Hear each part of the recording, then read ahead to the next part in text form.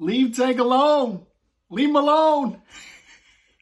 Floyd's out there still protecting Tank, and Floyd is, and I'm paraphrasing, saying Devin and Shakur need to go over there and fight each other.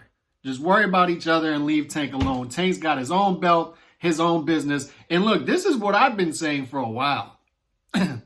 That if you look at the 135-pound division, you've got the top-ranked fighters competing for the real belts. And then you've got Tank over here competing with in-house fighters for the Reggie belts. Okay, and when we say Reggie belts, we mean regular belts. It's short for the regular belts, and it's short for belts that do not matter. And Floyd, a month or two ago, was railing against the very belts that he's telling Tank to defend and fight for. Floyd was out there a month or two ago saying these belts are bad for boxing.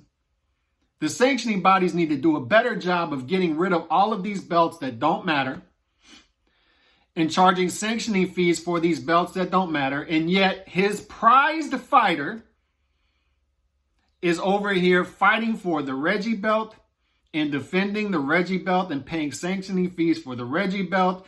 And he's working with Showtime, promoting Tank as a multi-division champion when Tank has won the belts that Floyd is railing against. And this is what I don't understand. The Tank people. This is to the Tank people strictly.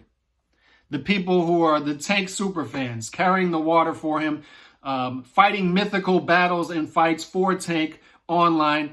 Therefore, Tank doesn't have to fight these fights because you have already fought them for him here on YouTube, over on Twitter, over on Facebook chats.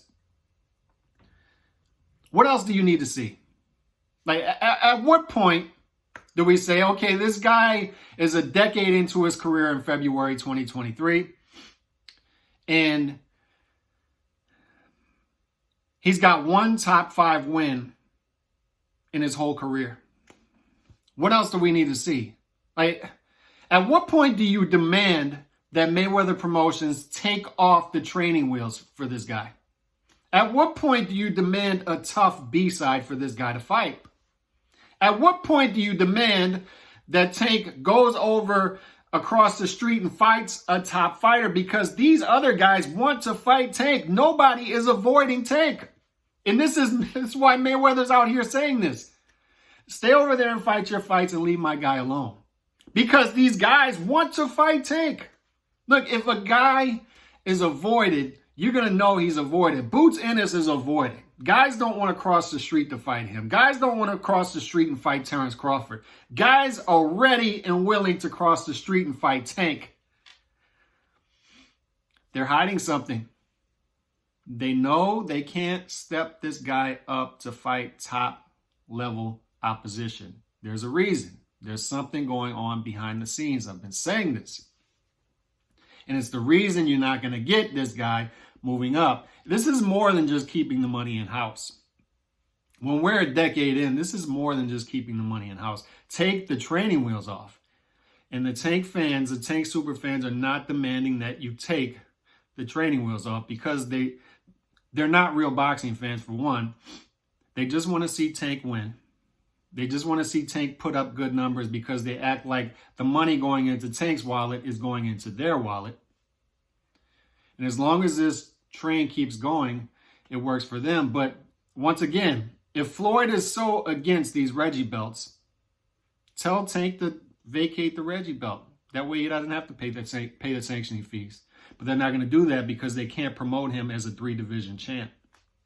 They can't promote him as a lightweight champ if he vacates the Reggie belts, and they have no interest in fighting for the real belts because the real belts are owned by real fighters fighting top competition in the division. And I've been saying this, you've got this weird dichotomy going on in the division where you've got the top-ranked fighters fighting for the real belts. You've got Tank over here. You got Ryan Garcia over there with Golden Boy, crossover stars who aren't interested at all in fighting those top fighters. So they're going to continue to fight fighters in-house. For Ryan, it'll be Fortuna, Jojo Diaz, guys like that. For Tank, it'll be Isak Cruz, maybe a Frank Martin, guys like that.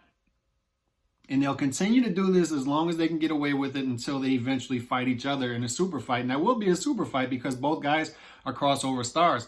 But let's not act like they're interested in doing anything more than that, because they're not. They're not. They're not interested in fighting for real belts. They're not interested in fighting for real championships. They don't want to go through that fire because they don't have to. They have their guaranteed money. They're crossover stars. They can generate money no matter who they fight. They can generate more money if they were to step up, and they would add to their legacy, but legacy does not matter to them. You're on here fighting their mythical battles for them.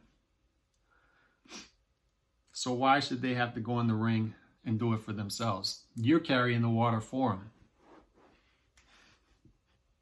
What else do you need to see? Leave Tank alone. Leave him alone. You don't have to fight Devin Haney. Why do you got to fight Devin Haney? He would beat Devin Haney. He beat Shakur. You don't have to fight those fights. Floyd does not want to step Tank up. He does not want to step Tank up. He knows what will happen if he puts him in there with Shakur Stevenson.